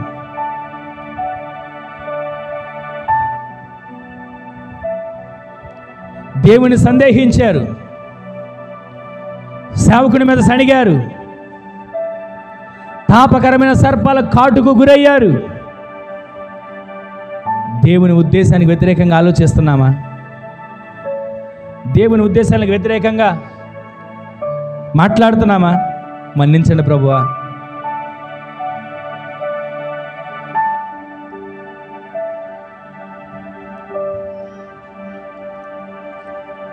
ఒక్క క్షణం దేవుని సన్నిధిలో ప్రార్థన చేసుకోండి. ఆయన మన ఎడల గొప్ప ఉద్దేశం కలిగి ఉన్నాడు. ఎక్కడ ఓటమి పాలయ్యామో, ఎక్కడ అపజయాల పాలయ్యామో అక్కడే మనకు జయం ఇవ్వాలని. మన పితరులు ఎక్కడ ఓడిపోయారో, ఎక్కడ అవమానపరచబడ్డారో అదే చోట మనము ఘనపరచబడాలని, అదే చోట మనల్ని ఆశీర్వదించాలని ప్రభువు కోరుకుంటున్నాడు. దేవుని చిత్తాన్ని ఎరుగక మోషే మీద సణుగుతారా ఇశ్రాయేలు ప్రజల వలె? దేవుని ప్రజల మీద సణుగుతారా? మన్నాని తోలనాడి మాట్లాడతారా? ఎన్ని పర్యాయాలు దేవుడు మనల్ని మేలు చేసినది మర్చిపోయి నాకు ఏ మేలు చేశాడు అనుకొని ఒకవేళ దేవునికి అవిధేయంగా మాట్లాడుతున్నామేమో. ఒక్క క్షణం దేవుని సందులో ఒక చిన్న ప్రార్థన చేసుకుందాం. ఒక చిన్న ప్రార్థన, ఎవరికి వారి ఒక చిన్న ప్రార్థన చేసుకుని ప్రార్థన చేసుకోండి.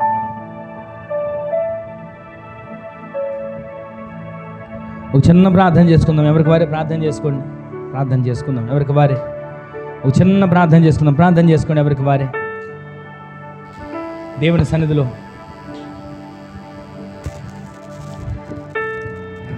అవును దేవా, దేవా తండ్రి, స్తోత్రములు స్తోత్రములు స్తోత్రములు స్తోత్రములు స్తోత్రములు దేవా ప్రభా. అయ్యా ప్రభా, అయ్యా నాయన తండ్రి ప్రభా, ఇక్కడ కూడి ఉన్న ప్రతి ఒక్కరిని ప్రభా, అయ్యా నీ యొక్క వాక్యంలో ప్రభా, నీ యొక్క వాక్యముతో నింపి ఉన్నామని నమ్మొచ్చున్నాం దేవ తండ్రి. స్తోత్రములు స్తోత్రములు దేవ ప్రభా. అవును దేవ ప్రభా, ప్రతి ఒక్కరితో నీవే మాట్లాడి ఉన్నామని నమ్మొచ్చున్నాం దేవ తండ్రి. స్తోత్రములు స్తోత్రములు స్తోత్రములు ప్రభా. అయ్యా తండ్రి ప్రభా, వందనములు ప్రభా. అయ్యా ప్రభా, దిక్కు లేనటువంటి వారము కదా నాయన దేవ తండ్రి ప్రభా. అయ్యా తండ్రి, ప్రతిదీ ప్రభా సమస్తంలో నీవే ప్రభా మమ్మల్ని నడిపిస్తున్నందుకు వందనములు. స్తోత్రములు స్తోత్రములు స్తోత్రములు దేవ ప్రభా. అవును దేవ ప్రభా. అయ్యా నాయన తండ్రి ప్రభా, నడవడికలో ప్రభా, అయ్యా ప్రతి ఒక్కరిని దేవ తండ్రి ప్రభా, అయ్యా అయ్యా నీ యొక్క మార్గంలో నడుచుకునేలాగా సహాయం దయచేయం తండ్రి. స్తోత్రములు స్తోత్రములు ప్రభా. అవును దేవా తండ్రి ప్రభా, అయ్యా మానవ మాత్రములు కదా నా తండ్రి ప్రభా.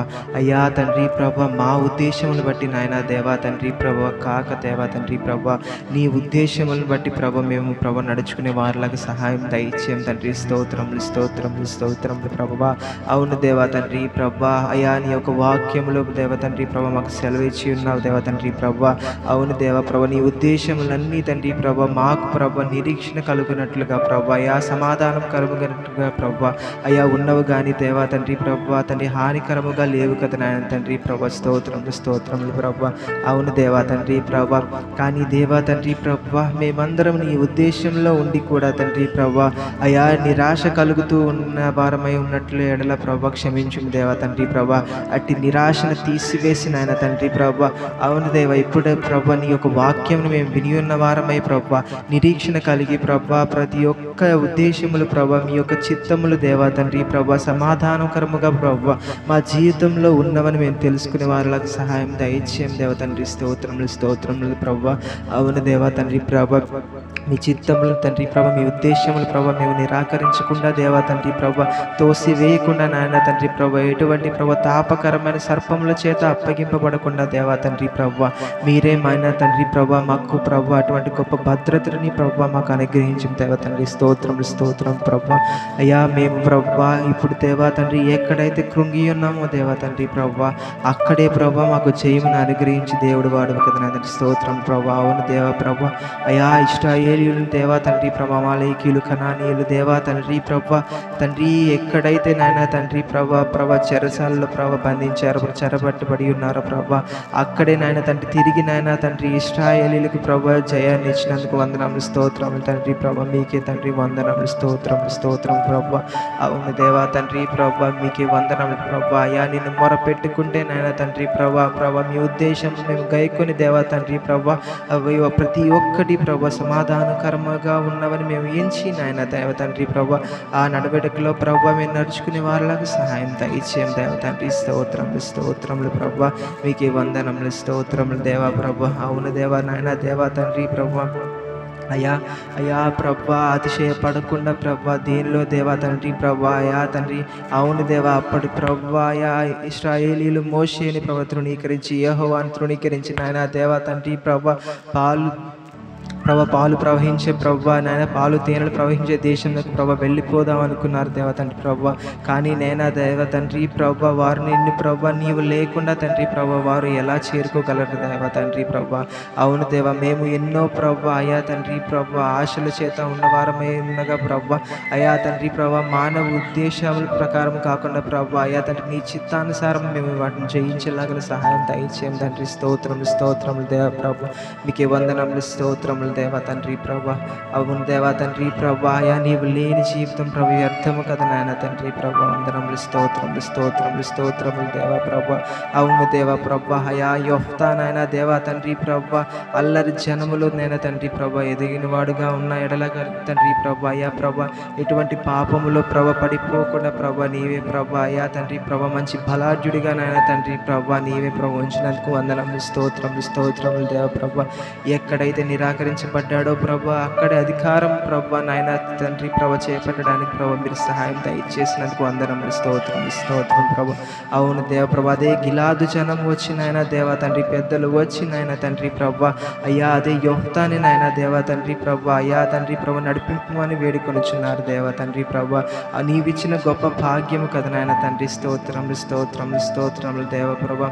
మేము దేవా తండ్రి ప్రభా అన్ని జనులలో ప్రభా లోకాశల్లో ఉన్న వారమే ఉన్నాడల దేవా తండ్రి ప్రభా ఎటువంటి పాపములలో ప్రభా పడిపోకుండా తండ్రి ప్రభా మా అంతటా మేము దానిలో నడుస్తున్నామేమో క్షమించు ప్రభా. అయ్యా తండ్రి ప్రభా మీ ఉద్దేశంలే ప్రభా మేము గైకొని ప్రభా వాటిని తండ్రి ప్రభా వాటిని పట్టుకుని ప్రభా మేము నడిచే వారంగా సహాయం దయచేయం తండ్రి. స్తోత్రములు స్తోత్రములు స్తోత్రములు ప్రభా. అవును దేవా తండ్రి ప్రభా వందనములు స్తోత్రములు దేవ ప్రభా. అవును దేవ ప్రభా ఏ ఒక్క ఆత్మ నశించిపోకుండా దేవా తండ్రి ప్రభా ప్రతి ఒక్కరిని ముట్టుము దేవా తండ్రి ప్రభా ప్రతి ఒక్కరిని పట్టుకుని నాయన తండ్రి ప్రభా అయా పరలోకములకు తండ్రి ప్రభా నడిపించు తండ్రి. స్తోత్రములు స్తోత్రములు దేవ. మీకు వందనములు స్తోత్రములు దేవా ప్రభా. అవును దేవ, ప్రతి ఒక్కరిని ప్రభా అయా జ్ఞాపకం చేసుకుని ప్రభా, ఇక్కడ కూడి ఉన్న ప్రతి ఒక్కరిని జ్ఞాపకం చేసుకుని తండ్రి స్తోత్రములు స్తోత్రములు దేవ ప్రభా. వారి ఉద్దేశములు దేవా తండ్రి ప్రభా అయా నీ చిత్తానుసారమై ఉన్నవో లేవా తండ్రి ప్రభా, ఈ లోకానుసారముగా ఉన్నాయో ప్రభా, నీవే ప్రభా ఎరిగి ఉన్న దేవ, మీకే వందనములు స్తోత్రములు దేవ ప్రభా. అవును దేవ ప్రభా, ప్రతి ఒక్కరూ ప్రభా అయా నీ ఉద్దేశములు గైకొని ఈ లోకాశలు ప్రభా విడుచుకుని దేవా తండ్రి ప్రభా అయా నిన్నే ప్రభా పట్టుకుని ప్రభా అయా నడవడానికి ప్రభా సహాయం దయచేయము దేవ తండ్రి ప్రభా. అవును దేవా తండ్రి ప్రభా, నైనా మీకే వందనములు స్తోత్రములు స్తోత్రములు తండ్రి ప్రభా. రొట్టెని అడిగితే రాయిని ఇవ్వరు కదా నాయన తండ్రి ఎవరు, అట్లాంటిది నాయన తండ్రి ప్రభా నీవు మాకు ప్రభా అయ్యా మేము అడిగిన దానికంటే ప్రభా శ్రేష్టమైనది మాకు అనుగ్రహించే వారులాగిన ప్రభా మీరు ఉన్నావు కదా నాయన తండ్రి స్తోత్రములు స్తోత్రం ప్రభా. అవును దేవా, అటువంటి ప్రభా జ్ఞానంతో ప్రభా మేము నడుచుకోవడానికి సహాయం దయచేయము ప్రభా. అయ్యా మా ఉద్దేశములు ప్రభా అయ్యా తండ్రి ప్రభా చిన్నవి కదా నాయన తండ్రి ప్రభా ప్రభా, నీ ఉద్దేశములు తండ్రి ప్రభా మేము ఊహించలేనటువంటి గొప్పవి కదా నాయన దేవా తండ్రి.